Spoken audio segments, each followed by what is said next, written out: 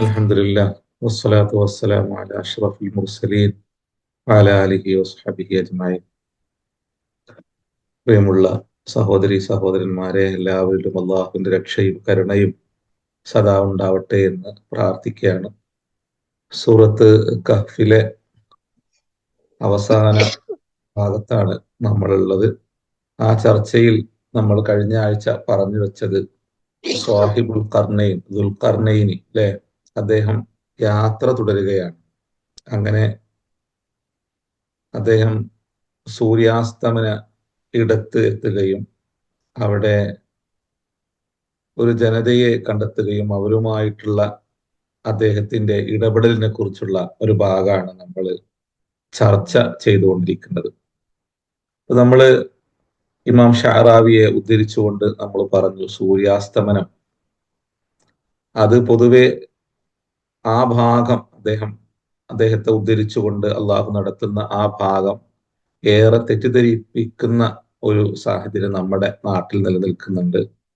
വാസ്തവത്തിൽ അതൊരു അറിവില്ലായ്മയുടെ അല്ലെങ്കിൽ ഒരു മുൻധാരണയിൽ നിന്നുകൊണ്ടുള്ള ഒരു വിലയിരുത്തലും അവതരണവുമാണ്. സൂര്യൻ ഉദിക്കുകയോ അസ്തമിക്കുകയോ ചെയ്യുന്നില്ല എന്നുള്ളത് അറിയുന്നവരാണ് നമ്മളെല്ലാവരും. അതിനെ സൃഷ്ടിച്ച സ്രഷ്ടാവിന് അതിനെക്കുറിച്ച് ഏറ്റവും നല്ല അറിവുള്ളവനാണ്. പിന്നെ മനുഷ്യ ദൃഷ്ടിയുടെ, മനുഷ്യ കാഴ്ചയുടെ പരിമിതിയെ എടുത്തു കാണിക്കുകയാണ് അള്ളാഹു അവിടെ ചെയ്യുന്നത്. കാരണം ഇദ്ദേഹത്തെ അള്ളാഹു വിശേഷിപ്പിക്കുന്നത് തന്നെ ദുൽഖർനൈൻ എന്നാണ്. മശ്രിഖിന്റെയും മഗ്രിബിന്റെയും ഇടയിലുള്ള അദ്ദേഹത്തിന്റെ യാത്രയും, ഒരു നീണ്ട യാത്ര, അദ്ദേഹത്തെ അള്ളാഹു എത്തിക്കുന്ന വ്യത്യസ്തങ്ങളായ ഇടങ്ങള്. അപ്പൊ ഒരു മഹാമനുഷ്യനെ കുറിച്ച് പറയുമ്പോൾ ഇദ്ദേഹം ഒരു സാധാ മനുഷ്യനാണ് എന്ന ഒരു പാഠം കൂടി അള്ളാഹു അതിന്റെ ഉള്ളിലൂടെ പറഞ്ഞു വെക്കുകയാണ്. കാരണം ഒരിടത്ത് നിന്നും മറ്റൊരിടത്തേക്ക് നടന്ന് അദ്ദേഹം പുലർത്തുന്ന നീതിബോധം, അദ്ദേഹത്തിന്റെ ഉൾക്കാഴ്ച, അദ്ദേഹത്തിന്റെ ഇടപെടല് എല്ലാം കാണുമ്പോൾ ഇദ്ദേഹം വേറെന്തോ ഒരു അമാനുഷികനാണ് എന്ന ആ ഒരു തോന്നൽ ദുർബലരായ മനുഷ്യരിൽ ഒരു പക്ഷെ ഉണ്ടായേക്കാം. അതുകൊണ്ട് തന്നെ ഇദ്ദേഹം ദൃഷ്ടി പരിമിതിയുള്ള സാധാ മനുഷ്യനാണ് എന്ന ഒരു പാഠമാണ് അള്ളാഹു അതിന്റെ ഉള്ളിലൂടെ നൽകുന്നത്. മനുഷ്യർക്കെല്ലാം തന്നെ ഈ പ്രപഞ്ചത്തെക്കുറിച്ചുള്ള അറിവ് വളരെ തുച്ഛമാണ്, വളരെ പരിമിതമാണ്. പക്ഷേ ആ പരിമിതമായ അറിവുള്ളവനാണ് ഞാനെന്ന ബോധമില്ലാതെ എല്ലാം തികഞ്ഞവനാണ് എന്ന ബോധത്തിൽ നിന്നുകൊണ്ടാണ് പലരും പ്രപഞ്ച സൃഷ്ടാവിനെ തന്നെ നിഷേധിക്കുകയും എൻ്റെ അറിവാണ് വലുതെന്ന്, ഞാൻ പറയുന്നതാണ്, ഞാൻ ചെയ്യുന്നതാണ് വലുതെന്ന് ധരിക്കുകയും ചെയ്യുന്ന മനുഷ്യർ ജീവിക്കുന്ന ഭൂമിയിൽ മറ്റൊരു മനുഷ്യനെ കുറിച്ച് പറയുമ്പോൾ അദ്ദേഹം അള്ളാഹു നൽകിയ അനുഗ്രഹങ്ങൾ എത്ര വലുതാണെങ്കിലും ഇദ്ദേഹം ഒരു സാധാ മനുഷ്യനാണെന്നും ദൃഷ്ടി പരിധിയുള്ള ഒരു വ്യക്തിയാണെന്ന് പഠിപ്പിക്കുകയാണ് ആ പ്രയോഗത്തിലൂടെ അള്ളാഹു ചെയ്യുന്നത്. അപ്പൊ അദ്ദേഹം അങ്ങനെ ആ സമൂഹത്തിന്റെ അടുക്കൽ എത്തുന്നു. അദ്ദേഹം റുഷ്തുള്ള മനുഷ്യനാണ് എന്നുള്ളത് കൊണ്ട് തന്നെ അദ്ദേഹത്തിന് രണ്ട് രൂപത്തിൽ ഇടപെടാനുള്ള അധികാരം അള്ളാഹു നൽകുകയാണ്. ആ സമൂഹത്തെ കൈകാര്യം ചെയ്യാനുള്ള അധികാരം അള്ളാഹു നൽകുകയാണ്. അത് റുഷ്തുള്ളവർക്ക് മാത്രമേ അങ്ങനെ നൽകുള്ളൂ കേട്ടോ, അല്ലാത്തവർക്ക് അള്ളാഹു നൽകൂല. കാരണം നമ്മൾ ഇതിന്റെ മുമ്പുള്ള പാഠത്തിലും റുഷ്ദിനെ കുറിച്ച് നമ്മൾ പറഞ്ഞിട്ടുണ്ട്. അവിടെ നമ്മൾ അനാഥ മക്കളെ കുറിച്ചുള്ള ചർച്ച കൊണ്ടുവന്നു. അപ്പൊ അവരെ എങ്ങനെയാണ് അവരുടെ സമ്പത്ത് തിരിച്ചു നൽകാൻ, ഏത് തരത്തിലാണ് അവരെ പ്രാപ്തരാക്കേണ്ടത്, അത് സ്വീകരിക്കുവാനും കൈകാര്യം ചെയ്യുവാനും അവർ കഴിവുള്ളവരാണോ എന്ന വിലയിരുത്തൽ നടത്താൻ അള്ളാഹു ആവശ്യപ്പെടുന്നുണ്ട്. അവിടെ ബുലൂഗല്ല അടിസ്ഥാനം, റുഷ്ദാണ് അടിസ്ഥാനം എന്നെല്ലാം നമ്മൾ ഇതിന് മുമ്പ് പറഞ്ഞു വെച്ചിട്ടുണ്ട്. അപ്പൊ ഇവിടെയും ഒരു റുഷ്ദുള്ള മനുഷ്യന് മാത്രമാണ് അള്ളാഹു ഇത്തരത്തിലുള്ള ഇടപെടൽ നടത്താനുള്ള അവസരം നൽകുക. ഇവിടെ അദ്ദേഹത്തിന് അത് നൽകുന്നുണ്ട്. അദ്ദേഹം പൂർണ്ണ റുഷ്തുള്ള മനുഷ്യനായിരുന്നു എന്നുള്ളത് പിന്നീട് അദ്ദേഹത്തിന്റെ ഓരോ ഇടപെടലിലും അദ്ദേഹം കാണിക്കുകയും ചെയ്യുന്നുണ്ട്. അത് അള്ളാഹു ഓരോ വരികളിലും ആ വരികളിൽ ഉപയോഗിച്ച വാക്കുകളിലും അള്ളാഹു ഏറ്റവും മനോഹരമായി അന്ത്യനാൾ വരേക്കുമുള്ള മനുഷ്യരെ ബോധ്യപ്പെടുത്തുന്നു എന്നുള്ളതാണ് ഇവിടുത്തെ ഈ വരികളിലുള്ള പ്രത്യേകത.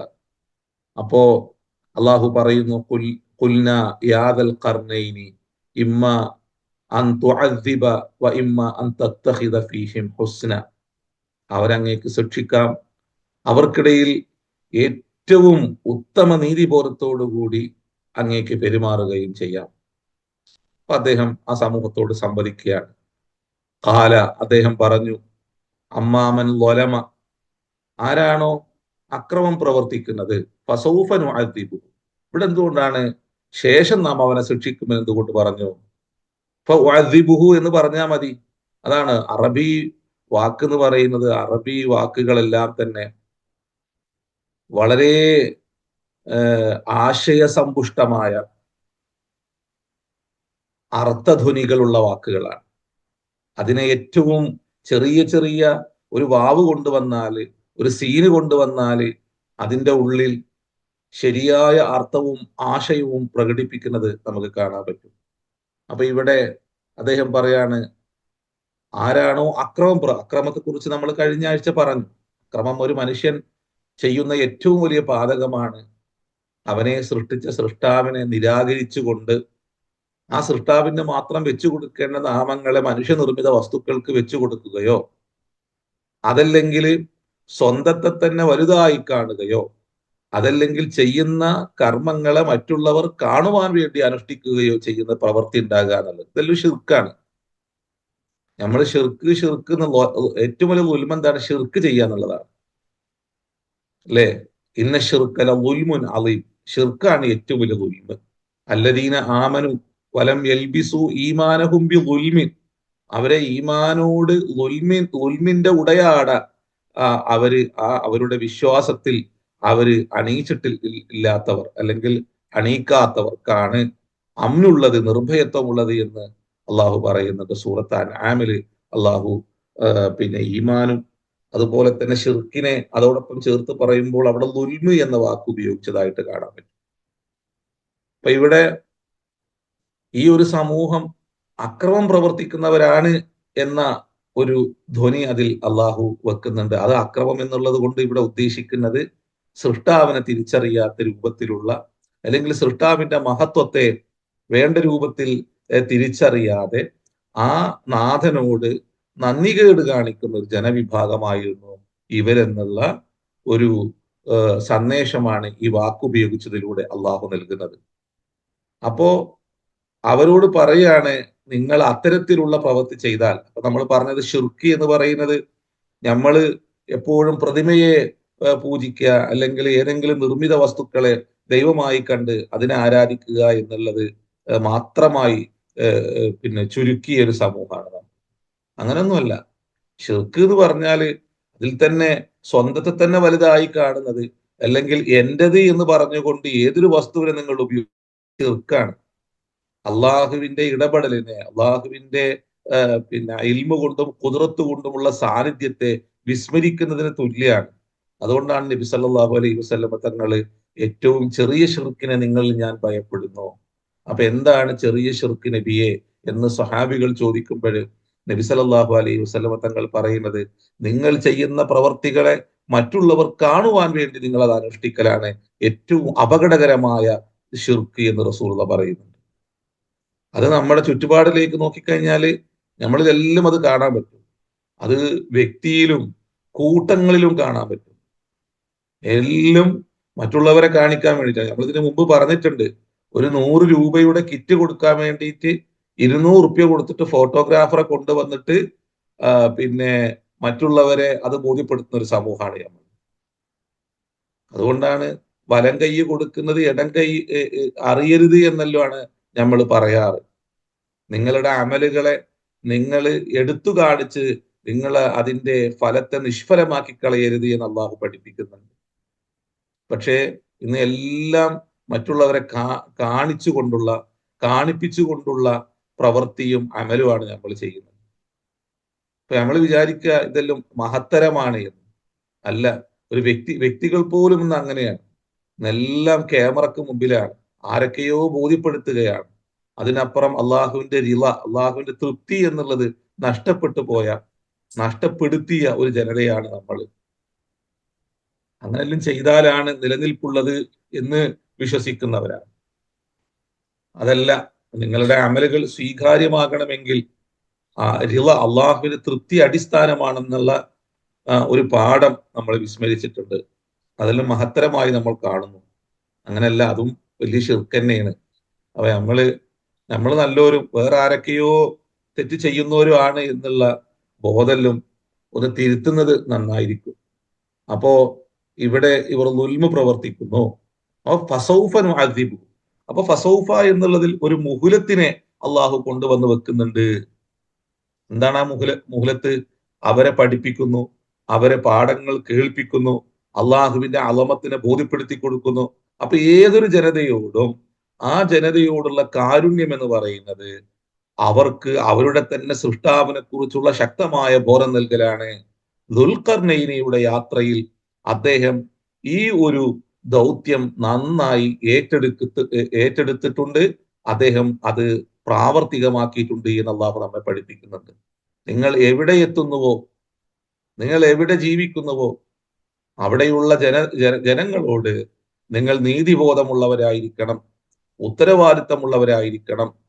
സമൂഹത്തിനിടയിൽ ഒരു തവാസുൻ, ഭൂമിയിൽ എന്ത് വേണമെന്ന് വെച്ചാൽ ഒരു താളുണ്ടായിരിക്കണം, ഒരു താളാത്മകമായിരിക്കണം മനുഷ്യരുടെ ജീവിതം. അത് ഈ ഒരു നമ്മൾ കഴിഞ്ഞ ആഴ്ച പറഞ്ഞില്ലേ, ഈ ഈ ഒരു ഭാഗം അങ്ങ് നിഷേധിച്ചു കഴിഞ്ഞാൽ ഭൂമിയിൽ വലിയ അക്രമം ഉണ്ടാവുകയെ, അനീതി ഉണ്ടാവും. കാരണം മനുഷ്യന് മരണാനന്തര ജീവിതം ബോധ്യപ്പെടാതെ പോകുമ്പോൾ ഉണ്ടാകുന്ന ഒരു താളം തെറ്റലുണ്ട് ഭൂമിയിൽ, അല്ലെ? എല്ലാവരും അക്രമികളായിരിക്കും, അനാശ്വാസങ്ങളുടെ കൂട്ടാളികളായിരിക്കും. അതുപോലെ തന്നെ മാതാവിനെ തിരിച്ചറിയാത്ത, മക്കളെ തിരിച്ചറിയാത്ത, അയൽക്കാരനെ തിരിച്ചറിയാത്ത ഒരു അവസ്ഥാവിശേഷം ഉണ്ടാവും. നമ്മുടെ നാട്ടിലേക്ക് ഇന്നിപ്പോ നോക്കിയത് കാണാൻ പറ്റും. ദിനേന കൊലകളാണ്. അത് അറബി പേരുള്ളവരും അതല്ലാത്ത പേരുള്ളവരും ഇന്ന് അതിൽ വ്യാപൃതരാണ്. എന്തുകൊണ്ടാണ്? മരണാനന്തര ജീവിതം ബോധ്യപ്പെടാതെ പോകുന്നിടത്ത് മനുഷ്യൻ അവന്റെ ജീവിതം എന്റേതാണ് എന്ന് അവന് തെറ്റിദ്ധരിക്കുകയും എന്റെ ജീവിതം എനിക്കുള്ളതാണെന്നും അതിനെ ഞാൻ ഇഷ്ടമുള്ളതുപോലെ വിനിയോഗിക്കും എന്നുള്ള ഒരു ധാരണ പരത്തുക. അത് എല്ലാ കാലത്തും അത്തരത്തിലുള്ള ചിന്ത വ്യാപിപ്പിക്കുന്നതിൽ അധികാരികൾക്ക് പങ്കുണ്ടെന്ന് ഖുർആൻ പറയുന്നുണ്ട്. അതുകൊണ്ടാണ് പ്രവാചകന്മാര് അങ്ങനെയല്ല, ഇതെല്ലാം ദൈവികമാണ്, ദൈവ ഇച്ഛക്കനുസരിച്ച് മാത്രമേ നിങ്ങളെ സമ്പത്താണെങ്കിലും നിങ്ങളുടെ സമയങ്ങളാണെങ്കിലും നിങ്ങളുടേതെന്ന് നിങ്ങൾ എന്ത് പറയുന്നതാണെങ്കിലും അതെല്ലാം അമാനത്താണെന്നും അതിനെ ദൈവ പ്രീതി അനുസരിച്ച് മാത്രമേ കൈകാര്യം ചെയ്യാൻ പാടുള്ളൂ എന്ന് പറയുമ്പോൾ ഇല്ല, സമ്പത്ത് ഞങ്ങളുടേതാണ്, അത് ഞങ്ങൾക്ക് ഇഷ്ടമുള്ളതുപോലെ ചെലവഴിക്കും എന്ന് പറഞ്ഞത്. ചില പ്രവാചകന്മാരുടെ സമൂഹം പറഞ്ഞത് ശരീരം ഞങ്ങളുടേതാണ്, അത് ഞങ്ങൾക്ക് ഇഷ്ടമുള്ളതുപോലെ ഞങ്ങൾ ചിലവഴിക്കുന്ന. അത് ലൂത്ത് നബിയുടെ സമൂഹത്തെ നോക്കിക്കഴിഞ്ഞാൽ നമുക്ക് മനസ്സിലാക്കാൻ പറ്റും. അള്ളാഹു അത് അങ്ങനെ എടുത്തു പറയുന്നുണ്ട്. അതുപോലെ തന്നെ ഷുഐബ് നബിയുടെ സമൂഹത്തിലേക്ക് നോക്കിക്കഴിഞ്ഞാൽ ഈ പറഞ്ഞതുപോലെ ഇന്ന് പുതിയ ലോകത്ത് ഇന്ന് ഈ ലിബറലിസവും അതുപോലെ തന്നെ എത്തിസവും എല്ലാം തലയിൽ പേറി നടക്കുന്ന, ആ ഒരു വൈകൃതം തലയിൽ പേറി നടക്കുന്ന ആളുകൾ പറയുന്നത് പോലെ ആ പ്രവാചകന്മാരോട് പറഞ്ഞതായിട്ട് നമുക്ക് കാണാൻ പറ്റും. അവിടെ ആ സാമൂഹിക ഭദ്രത, സമൂഹത്തിൽ ശാന്തി, സമാധാനം, സുരക്ഷ, ഇതാണ് ഈ ഒരു ഒരു താളം നിർമ്മിക്കുക എന്ന് പറയുന്നത് സമൂഹത്തിൽ. അല്ലെങ്കിൽ ഇതൊരു ഭാഗം താഴോട്ടങ്ങ് പോയി കഴിഞ്ഞാൽ ഇതിനെ പൂർണ്ണമായിട്ടൊന്നും ശരിപ്പെടുത്താനൊന്നും ഒരു പക്ഷേ സാധ്യമല്ല. കാരണം സമൂഹത്തിന്റെ മനസ്സും ചിന്തയിലും ആ രൂപത്തിലാണ്. എന്നാൽ ഇവിടെ ഒരു താളാത്മക നിലനിന്നിട്ടില്ലെങ്കിൽ വലിയ കുഴപ്പങ്ങൾ ഉണ്ടാവും സമൂഹത്തിൽ. അത് നിർമ്മിക്കുകയാണ് പ്രവാചകന്മാർ ചെയ്യുന്നത് എല്ലാ കാലത്തും. അപ്പൊ ഇന്ന് നമ്മുടെ നാട്ടിലേക്ക് നോക്കിക്കഴിഞ്ഞാൽ ഈ പറയുന്നവരെല്ലാം എല്ലാം കാണാൻ പറ്റും. അത് പറഞ്ഞ് പറഞ്ഞ് പറഞ്ഞ് അത് അതിന്റെ ഒരു മൂർത്ത ഭാവം പൂണ്ടിരിക്കുകയാണ്. നമ്മൾ കഴിഞ്ഞ ആഴ്ച പറഞ്ഞു അല്ലേ, അമ്മയെ കൊല്ലുന്ന മകൻ, നൊന്ത് പെറ്റ അമ്മയെ കൊല്ലുന്ന ഉമ്മയെ കൊല്ലുന്ന മക്കള്, അച്ഛനെ കൊല്ലുന്ന ഉപ്പയെ കൊല്ലുന്ന മക്കള്, സഹോദരിയെ കൊല്ലുന്നവർ, ക്രൂരമായിട്ട് വെട്ടി വെട്ടി വെട്ടി നുറുക്കി അവരെ ക്രൂരമായി വധിക്കുന്നവർ, മാതാപിതാക്കളെ വൃദ്ധസദനങ്ങളിൽ കൊണ്ടുപോയി തള്ളുന്നവർ, അതുപോലെ തന്നെ എന്തെല്ലാം ദുരന്തങ്ങളാണ് ചുറ്റും നടന്നുകൊണ്ടിരിക്കുന്നത്. ഇതാണ് ഈ താളം തെറ്റിയിരിക്കുന്നു, താളപ്പിഴവ് സംഭവിച്ചിരിക്കുന്നു. ആ താളപ്പിഴവിനെ ഒരു പിന്നെ ശരിപ്പെടുത്താൻ പ്രവാചകന്മാര് സ്വീകരിച്ച സമീപനങ്ങളുണ്ട്. മനുഷ്യരോടുള്ള കാരുണ്യമായിക്കൊണ്ട് പ്രവാചകന്മാരെ അള്ളാഹു അതിനു വേണ്ടി തന്നെ നിയോഗിക്കുകയും ചെയ്തിട്ടുണ്ട്. ഇതിനു മുമ്പ് നമ്മൾ റഹ്മത്ത്, എന്താണ് പ്രവാചകന്മാർ കാണിക്കുന്ന കാരുണ്യം? അത് മനുഷ്യരോടുള്ള ഗുണദോഷിക്കലാണ്. അവർക്ക് ധർമ്മത്തെക്കുറിച്ചുള്ള ഘോഷണം നടത്തലാണ് അവർ ചെയ്ത ഏറ്റവും വലിയ കാരുണ്യം. അതുപോലെ തന്നെ നിങ്ങളുടെ ഈ ജീവിതം ചോദ്യം ചെയ്യപ്പെടുന്നതാണ് എന്ന വലിയൊരു പാഠം പറഞ്ഞു കൊടുക്കലായിരുന്നു അവർ മനുഷ്യരോട് കാണിച്ച ഏറ്റവും വലിയ കാരുണ്യമെന്ന് നമ്മൾ ഇതുപോലെ ഇതിന് മുമ്പ് പറഞ്ഞിട്ടുണ്ട്. ഏറ്റവും വലിയ കാരുണ്യം. കാരണം നമ്മെ പോലെ ഈമാൻ എന്ന് പറയുന്ന ഒരു തലത്തിൽ മാത്രം നിന്നവരല്ല പ്രവാചകന്മാർ. ഈമാൻ എന്നുള്ളത്, വിശ്വാസം എന്നുള്ളത്, അത് ഭൂരിപക്ഷ സാധാരണക്കാർക്ക് ബാധകമാണ്. എന്നാൽ മനുഷ്യരിൽ തന്നെ ചിലർക്ക് ആ ഈമാൻ എന്നുള്ള ഒന്നിനപ്പുറം അവര് യാഥാർത്ഥ്യ ലോകത്ത് നിന്നുകൊണ്ടാണ് സംസാരിക്കുക. അത് ഭൗതിക വിഷയത്തിൽ പോലും അങ്ങനെയാണ്. അത് നമ്മൾ പറഞ്ഞിട്ടുണ്ട് അല്ലേ. ഇവിടെ പിന്നെ സൂര്യന് ചുറ്റും പ്രദക്ഷിണം ചെയ്യുന്ന പിന്നെ ഗ്രഹങ്ങളുണ്ട്, 8 ഗ്രഹങ്ങളുണ്ട് എന്ന് പറയുന്നത് ഒരു ആസ്ട്രോണമി കൈകാര്യം ചെയ്യുന്ന ശാസ്ത്ര ലോകത്തുള്ള മനുഷ്യരെ സംബന്ധിച്ചിടത്തോളം അതൊരു വിശ്വാസത്തിന്റെ ഭാഗമല്ല. അത് അവർ റിയലായിട്ട് അവരുടെ കണ്ണിന്റെ പരിധിയെ വെട്ടിമാറ്റാൻ പ്രാപ്തമായ സംവിധാനങ്ങൾ ഉപയോഗിച്ച് അവർ നിരന്തരം നോക്കിക്കാണുന്ന ഒരു ഫാക്റ്റിന്റെ ഭാഗമായിട്ടാണ് അവരത് പറഞ്ഞുകൊണ്ടിരിക്കുന്നത്. എന്നാൽ ഭൂരിപക്ഷ മനുഷ്യരെ സംബന്ധിച്ചിടത്തോളം അതവര് കാണുന്ന ഒന്നല്ല. എന്നാൽ ഇവരിൽ നിന്നും ആ പാഠം ഉൾക്കൊണ്ട് അവർ 8 8 8 എന്ന് എത്ര എന്ന് ചോദിക്കുമ്പോൾ ഉത്തരം പറയുന്ന വിശ്വാസത്തിൽ അധിഷ്ഠിതമായി കാര്യങ്ങളെ നോക്കിക്കാണുന്നവരാണ്. ഇതേപോലെയാണ് എന്നല്ല, അതിനപ്പുറം നമുക്ക് വ്യാഖ്യാനിക്കാൻ കഴിയാത്ത അള്ളാഹുവിന്റെ അപാരമായ കഴിവുകൊണ്ട് കണ്ണിനും കേൾവിക്കും ആ രൂപത്തിലുള്ള പവർ നൽകിക്കൊണ്ട് കൊണ്ടുവരപ്പെട്ട, അല്ലെങ്കിൽ അവർക്ക് മുമ്പിൽ എല്ലാ മറകളും നീക്കിക്കൊടുത്ത് വസ്തുതകളെ നേരിട്ട് റിയലായി കണ്ടുകൊണ്ട് മനുഷ്യരോട് സംവദിക്കാനുള്ള കഴിവ് നൽകപ്പെട്ടവരാണ് പ്രവാചകന്മാർ. അതുകൊണ്ടാണ് മനുഷ്യർ അഭിമുഖീകരിക്കുന്ന ലോകത്തെ റിയലായി കണ്ടുകൊണ്ട് അവർക്ക് വേണ്ടി നിരന്തരം കരയുകയും അവർക്ക് പിറകിൽ നിരന്തരം കരഞ്ഞുകൊണ്ട് ഓടുകയും ചെയ്തത് പ്രവാചകന്മാരെ. അതാണ് ഖുർആൻ അങ്ങനെ എടുത്ത് പറയുന്നത്. ഇഹ്സാന് അദ്ദേഹം തെരഞ്ഞെടുക്കുകയും ഒരു മനുഷ്യരോട് അവരെ അങ്ങേക്ക് ശിക്ഷിക്കാം, അല്ലെങ്കിൽ അവരോട് കാരുണ്യപൂർവ്വം വർത്തിക്കാം എന്ന് പറയുമ്പോൾ ആ കാരുണ്യപൂർവ്വമുള്ള വർധനത്തെ അദ്ദേഹം ഏറ്റെടുക്കുന്നു. എന്നിട്ട് അദ്ദേഹം അവരോട് പറയാണ്, ഫസൗഫ നുഅദ്ദിബു, നിങ്ങൾക്ക് നാം ഇതെല്ലാം പറഞ്ഞു തരും, നിങ്ങളത് ജീവിതത്തിൽ പ്രയോഗവൽക്കരിക്കണം. പ്രയോഗവൽക്കരിക്കാതെ നിങ്ങൾ സമൂഹത്തിൽ കുഴപ്പം സൃഷ്ടിച്ചു കഴിഞ്ഞാൽ, സമൂഹത്തിന്റെ താളപ്പിഴവ് സംഭവിക്കുന്ന രൂപത്തിലുള്ള ഇടപെടൽ നിങ്ങൾ നടത്തി കഴിഞ്ഞാൽ നിങ്ങളെ ശിക്ഷിക്കും. അതാണ് ഭൗതിക ലോകത്തുള്ള ഒരു ശിക്ഷയെ അദ്ദേഹം ഇവിടെ പറയാണ്. ആ ശിക്ഷ പൂർണ്ണവുമല്ല, അത് ഈ വചനത്തിൽ തന്നെ പിന്നീട് അദ്ദേഹം പറഞ്ഞു വെക്കുകയും ചെയ്യുന്നുണ്ട്. അപ്പോ ഭൗതിക ലോകത്ത് തെറ്റുകൾക്കുള്ള, പിഴവുകൾക്കുള്ള ശിക്ഷ നടപ്പാക്കുന്നത് അത് ഈ തരത്തിലുള്ള ഒരു സാമൂഹിക ഭദ്രതയ്ക്ക് വേണ്ടിയാണ്. ഇമാം ഷറാബി അങ്ങനെ അതിൽ വിശദീകരിക്കുന്നുണ്ട്. സാമൂഹിക ഭദ്രതയെ സൃഷ്ടിക്കുവാനാണ് അങ്ങനെ ചെയ്യുന്നത്.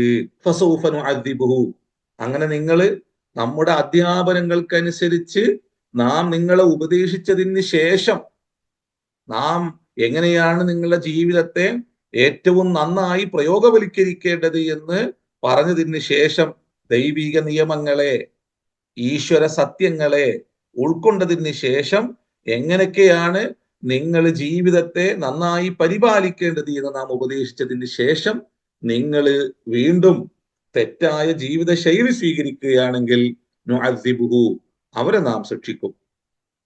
എന്നിട്ട് പറയാണ്, ഇനി ഈ ശിക്ഷയുള്ളൂ എന്ന് നിങ്ങൾ കരുതേണ്ട, രണ്ട് ലോകത്തെയും ഒരേ സമയം അവതരിപ്പിക്കുകയാണ്. സുമ്മ യുറദ്ദു ഇലാ റബ്ബിഹി, പിന്നീട് അവരെ അള്ളാഹുവിന്റെ അവരുടെ പരിപാലകനായ നാഥനിലേക്ക് അവരെ മടക്കപ്പെടും. ഫയുഅദ്ദിബുഹു, അവിടെ ഫസൂഫ യുഅദ്ദിബു എന്നല്ല, പിന്നെ അതിശക്തമായ ശിക്ഷ ലഭിക്കുമെന്നാണ്. ഫയുഅദ്ദിബുഹു അദാബൻ നുക്ര, പറഞ്ഞറിയിക്കാൻ പറ്റാത്ത ശിക്ഷ അവൻ അനുഭവിക്കേണ്ടി വരും. അപ്പൊ പ്രവാചകന്മാര് ഇവിടെ ചില ശിക്ഷാ നടപടികൾ കൊണ്ടുവരുന്നത് സാമൂഹിക താളം വീണ്ടെടുക്കുവാൻ വേണ്ടിയിട്ടാണ്. സമൂഹത്തിൽ നിലനിൽക്കേണ്ട ധാർമ്മികത, അതുപോലെ തന്നെ സമൂഹത്തിൽ ഉണ്ടായിത്തീരേണ്ട ധർമ്മബോധം, സത്യം, നീതി, സ്നേഹം, കാരുണ്യം, ദയാവായ്പ, ഇതെല്ലാം തന്നെ രൂപപ്പെടുത്താനാണ് ചില മനുഷ്യർ ചെയ്യുന്ന ചില പാപങ്ങൾക്ക് പ്രവാചകന്മാർ ഭൂമിയിൽ ശിക്ഷ വിധിക്കുന്നത്. അത് ആ വ്യക്തിയോടുള്ള ക്രൂരത അല്ല, അത് ആ വ്യക്തിയോട് തന്നെയുള്ള കാരുണ്യമാണ്. അതോടൊപ്പം തന്നെ നല്ല സമൂഹ സൃഷ്ടിക്ക് വേണ്ടിയുള്ള പ്രവാചകന്മാരുടെ അഗാധമായ ഹൃദയ തേട്ടവുമാണ്. അത് അള്ളാഹുവിൽ നിന്നുള്ള കൽപ്പനയുടെ ഭാഗമായി. കാരണം അള്ളാഹു യദഉ ഇലാ ദാരിസ്സലാം, പ്രപഞ്ച സൃഷ്ടാവ് എപ്പോഴും സമാധാനത്തിന്റെ, നീതിബോധത്തിന്റെ, ധർമ്മബോധത്തിന്റെ വഴിയിലേക്ക് എപ്പോഴും നിങ്ങൾ ക്ഷണിക്കുന്നു. അവിടെ അതിനെ കേൾക്കാത്ത, അതിനെ ഉൾക്കൊള്ളാത്തവർ സൃഷ്ടിക്കുന്ന അപകടങ്ങളെ കൈകാര്യം ചെയ്യാൻ പ്രവാചകന്മാർ ചില ശിക്ഷാ നടപടികൾ മനുഷ്യ കുടുംബത്തിന് മുമ്പിൽ അവതരിപ്പിക്കുന്നു. ഇവിടെ ദുൽഖർനൈനി, സ്വാഹിബുൽ ഖർനൈനി ആ ഒരു അള്ളാഹുവിന്റെ കൽപ്പനയെ ഏറ്റവും നന്നായി ഉപയോഗിക്കുകയും പ്രയോഗിക്കുകയും പ്രയോഗവൽക്കരിക്കുകയും ശേഷം അവരുടെ ജീവിത പൊരുളിനെ കുറിച്ച് അവർക്ക് ഏറ്റവും നന്നായി പറഞ്ഞു കൊടുക്കുകയും ചെയ്യുന്നു. അപ്പൊ ഒരു സമൂഹത്തെ നീതിബോധത്തിലേക്ക് കൊണ്ടുവരാൻ നിലനിൽക്കുന്ന പ്രശ്നങ്ങൾ അഡ്രസ് ചെയ്താൽ മാത്രം പോരാ. മരണാനന്തര ജീവിതത്തിൽ അള്ളാഹു നിങ്ങൾ ശിക്ഷയ്ക്ക് വിധേയമാക്കുമെന്ന് പറയണം എന്നുള്ളതാണ്. അതുകൊണ്ട് എല്ലാ അമ്പിയാക്കന്മാരെടുത്ത് നോക്കിയാലും വ്യത്യസ്ത സാമൂഹികാന്തരീക്ഷത്തിൽ വന്ന എല്ലാ പ്രവാചകന്മാരും നമ്മൾ മുമ്പ് പറഞ്ഞിട്ടുണ്ട്, അള്ളാഹു മുഹമ്മദ് റസൂലുള്ളാഹിനെ മാറ്റി വെച്ച് കഴിഞ്ഞാല് 24 പ്രവാചകന്മാരെ കുറിച്ച് അള്ളാഹു പറയുന്നുണ്ട്. 24 പ്രവാചകന്മാരെ പേരെടുത്ത് പറയുകയും ആ പ്രവാചകന്മാരുടെ പ്രവർത്തന മണ്ഡലങ്ങളെ കുറിച്ചും ആ പ്രവാചകന്മാർ അഭിമുഖീകരിച്ച സമൂഹങ്ങളെ കുറിച്ചും ആ സമൂഹങ്ങളോടുള്ള അവരുടെ ഉപദേശങ്ങളും അതിനോട് ആ സമൂഹം എങ്ങനെ പ്രതികരിച്ചു എന്നുള്ളതും അള്ളാഹു പറയുന്നു. എന്തുകൊണ്ട് ഈ 24 പ്രവാചകന്മാരെ പേരെടുത്ത് പറഞ്ഞുകൊണ്ട് അള്ളാഹു ഈ വിഷയം അവതരിപ്പിക്കുന്നു? അതെന്തുകൊണ്ടെന്ന് വെച്ചാല്, നിങ്ങൾ മുഹമ്മദ് നബിയുടെ അന്ത്യദൂതന്റെ സമൂഹം ലോകത്ത് വ്യാപിച്ചാൽ അവർക്ക് ഈ പ്രവാചകന്മാരിൽ ഏതെങ്കിലും ഒരു പ്രവാചകന്റെ സമൂഹത്തെ നിരന്തരം കണ്ടെത്താൻ പറ്റും. അതല്ലെങ്കിൽ ഒന്നിലേറെയോ പ്രവാചകന്മാരെയോ പ്രവാചകന്മാരുടെ സമൂഹത്തെയോ അവരുടെ ചുറ്റുപാടുകളിൽ അവർക്ക് റിയലായി കാണാൻ പറ്റും. അപ്പൊ അവരോട് എങ്ങനെയാണ് നിങ്ങൾ ഇടപെടേണ്ടത്, എങ്ങനെയാണ് സംവദിക്കേണ്ടത് എന്ന് ഈ പ്രവാചകന്മാരെ കുറിച്ച് നന്നായി പഠിച്ചാൽ നിങ്ങൾക്ക് അവർക്കിടയിൽ നിങ്ങൾക്ക് ഏറ്റവും നന്നായി ജീവിക്കുവാനും അവരെ സത്യത്തിലേക്കും ധർമ്മത്തിലേക്കും കൈപിടിക്കുവാനും നിങ്ങൾക്ക് കഴിയുമെന്നുള്ള പാഠമാണ് അതിലൂടെ അള്ളാഹു നൽകുന്നത്. ഇത് മുമ്പ് നമ്മൾ പറഞ്ഞിട്ടുണ്ട്. ഇവിടെ ഒരു അധികാരി മശ്രിക്കും മഗ്രിബും കൈകാര്യം ചെയ്ത, അള്ളാഹു അധികാരം നൽകിയ ഒരു വ്യക്തി ആ അധികാരത്തിൽ ഭ്രമിക്കുകയല്ല ചെയ്യുന്നത്, അല്ലെങ്കിൽ അതിൽ അദ്ദേഹത്തിന്റെ സ്വന്തം താല്പര്യങ്ങളെ പരിഗണിക്കുകയല്ല ചെയ്യുന്നത്. അതുകൊണ്ട് മനുഷ്യനിർമ്മിത നിയമങ്ങളെല്ലാം തന്നെ അത് അവരുടെ താല്പര്യങ്ങൾക്കനുസരിച്ചായിരിക്കുമെന്ന് ഇവിടെ ഷാറാവ് വിശദീകരിക്കുന്നുണ്ട്. എന്നാൽ പ്രപഞ്ചനാഥനായ തമ്പുരാൻ അവിടെ ഓരോ മനുഷ്യന്റെയും നന്മയെ കൊതിക്കുകയും ഭൂമിയിൽ എല്ലാവരിലൂടെയും സമാധാനവും ധർമ്മവും സത്യവും സ്ഥാപിക്കാൻ ആഗ്രഹിക്കുകയും ചെയ്യുന്നു. അതാണ് അള്ളാഹുവിന്റെ നിയമത്തിന്റെ പ്രത്യേകത. മനുഷ്യനിർമ്മിത തത്വങ്ങളെല്ലാം തന്നെ അത് നിർമ്മിക്കുന്നവരുടെ താല്പര്യങ്ങൾ അതിന്റെ ഉള്ളിൽ അവർ ചേർത്ത് വെച്ചിട്ടുണ്ടാകും. അവർക്കൊരിക്കലും നീതിമാനാകുക എന്നുള്ളത് സാധ്യല്ല. ഇല്ലാ മർ റഹിമല്ലാ, അള്ളാഹു അനുഗ്രഹിച്ചോരൊഴിച്ച്. അതുകൊണ്ടാണ് അധികാരികൾ നാളെ അർശിന്റെ തണല് കിട്ടുന്ന ആളുകളിൽ 7 ആളുകളിൽ ഒന്നാമതായി ഇമാമുൻ ആദിലുൻ, നീതിമാനായ ചക്രവർത്തിയെ, ഭരണാധികാരിയെ അള്ളാഹു എണ്ണി പറയുന്നു. ചിലവരോട് ചില പ്രത്യേക നീതി, എന്നാൽ മറ്റുള്ളവരോട് അനീതി, അത് പ്രകടമായി മനുഷ്യർ മനസ്സിലാക്കുക, എന്നിട്ടും തിരിയുന്നില്ല. അത്രമാത്രം ചില സമൂഹങ്ങളോട് ക്രൗരഭാവം പുലർത്തുന്ന, അനീതി കാണിക്കുന്ന, അക്രമം കാണിക്കുന്ന, അന്യായം കാണിക്കുന്ന, അങ്ങനെ സമൂഹത്തിൽ ഈ രൂപത്തിലുള്ള വേർതിരിവുകൾ നടത്തി സമൂഹത്തിൽ അരാജകത്വം കൊണ്ടുവരിക.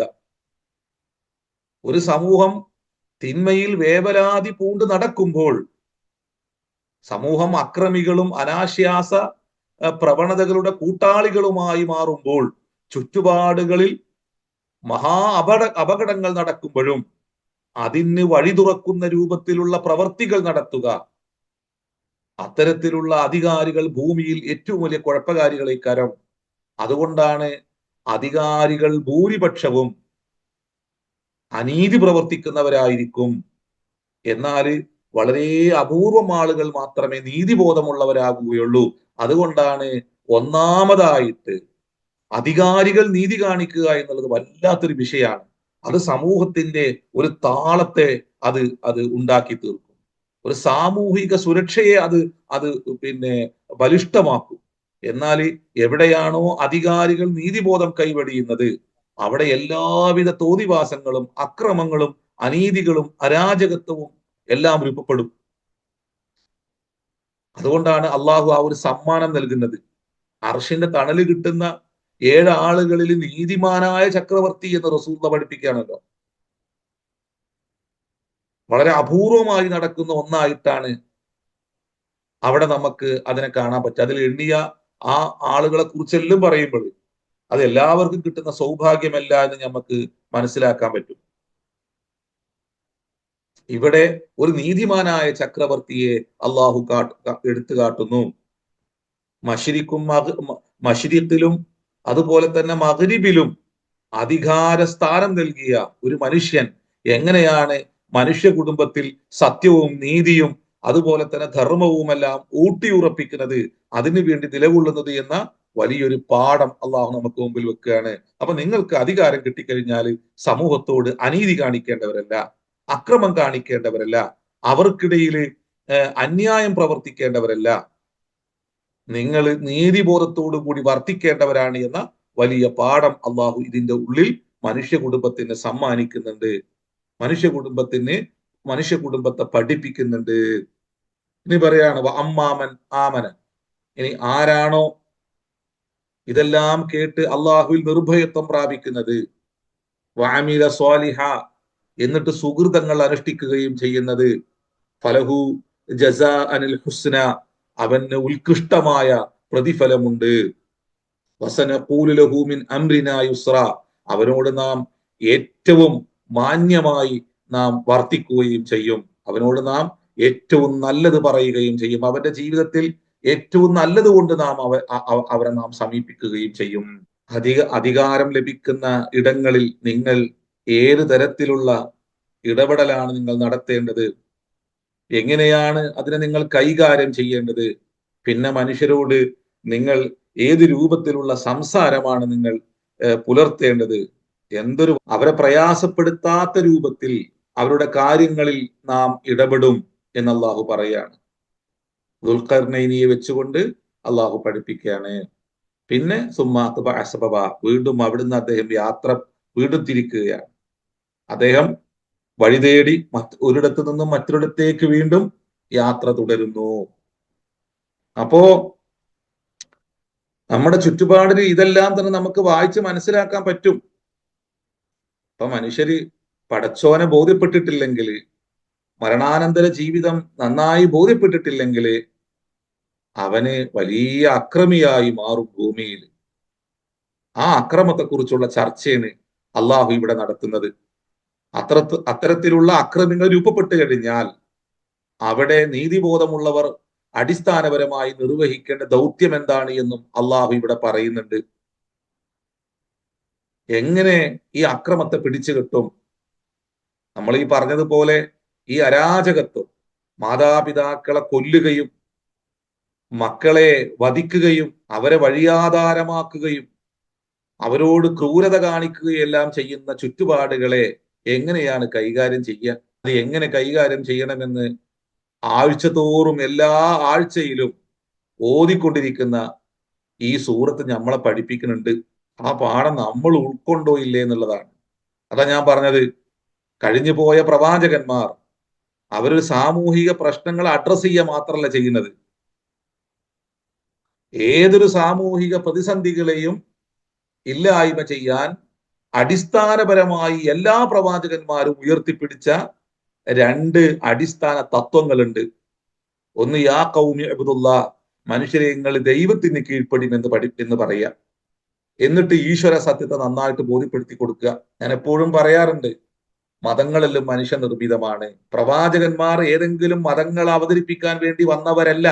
അവര് പ്രപഞ്ച സൃഷ്ടാവിൽ നിന്നും വേദം സ്വീകരിച്ച് ആ വേദ വെളിച്ചത്തിൽ എങ്ങനെയാണ് മനുഷ്യൻ അവന്റെ സൃഷ്ടാവിനെ ബോധ്യപ്പെടേണ്ടതെന്നും ആ സൃഷ്ടാവിന്റെ നിയമങ്ങൾക്ക് എങ്ങനെയാണ് വിധേയരായി കഴിയേണ്ടതെന്നും അങ്ങനെ ഭൂമിയിൽ ഏറ്റവും നല്ലവരായി സുഹൃതമനുഷ്ഠിച്ച് നാളെ ദൈവം തമ്പുരാൻ ചോദ്യം ചെയ്യപ്പെടുന്ന ഒരു ലോകത്തിന് വേണ്ടി എങ്ങനെ ജീവിതത്തെ പാകപ്പെടുത്താമെന്ന് പഠിപ്പിച്ചു കൊടുത്തവരാണ് പ്രവാചകന്മാർ. ഇതിനെയാണ് അദ്ദീൻ എന്ന് പറയുന്നത്.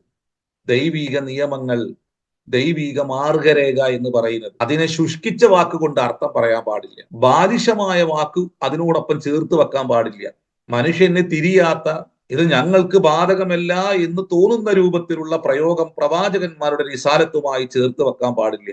നമ്മൾ എവിടെയോ വെച്ച് പ്രവാചകന്മാരുടെ റിസാലത്തുമായിട്ട് അത്തരത്തിലുള്ള ചില മതിൽക്കെട്ടുകൾ ചേർത്ത് വെച്ചുകൊണ്ടാണ് നമ്മൾ അള്ളാഹുവിന്റെ മനുഷ്യരോടുള്ള ദർശനത്തെ, മനുഷ്യരോടുള്ള അള്ളാഹുവിന്റെ സ്നേഹ സംഭാഷണത്തെ നമ്മൾ കൈകാര്യം ചെയ്തിട്ടുള്ളത്. പ്രവാചകന്മാർ ഓരോ കാലഘട്ടങ്ങളിലൂടെ അവതരിപ്പിച്ചു പോന്ന ദൈവിക നിയമങ്ങളുടെ പൂർണ്ണതയെ മുഹമ്മദ് റസൂലുള്ളയിലൂടെ അള്ളാഹു പൂർത്തീകരിക്കുകയും പ്രവാചകന്മാരിൽ അവർ അവതരിപ്പിച്ച ദർശനങ്ങളിൽ കൈകടത്തലുകൾ നടത്തി അതിനെ വികൃതമാക്കിയ ലോകത്ത് അധികാരികളും പൗരോഹിത്യവും മതങ്ങൾ നിർമ്മിച്ചപ്പോൾ ഓരോ പ്രവാചകന്മാരും അത്തരത്തിലുള്ള ഭിത്തികളെ പൊളിച്ച് ദൈവിക ബോധത്തിലേക്ക് കൈപിടിച്ചപ്പോൾ അവർ അഭിമുഖീകരിച്ച വ്യത്യസ്തങ്ങളായ വലിയ വലിയ പ്രശ്നങ്ങളുണ്ട്. എന്നാൽ ഓരോന്നിനെയും എതിർത്തവരെ പിന്നീട് ദൈവിക സ്ഥാനത്ത് തന്നെ പ്രതിഷ്ഠിച്ചുകൊണ്ട് അവരവതരിപ്പിച്ച ശുദ്ധമായ തൗഹീദിൽ വെള്ളം കലർത്തി മായം കലർത്തി മനുഷ്യരെ വീണ്ടും വീണ്ടും അക്രമികളാക്കിയ അധികാരികളാണ് എല്ലാ കാലത്തും ഉണ്ടായിരുന്നത്.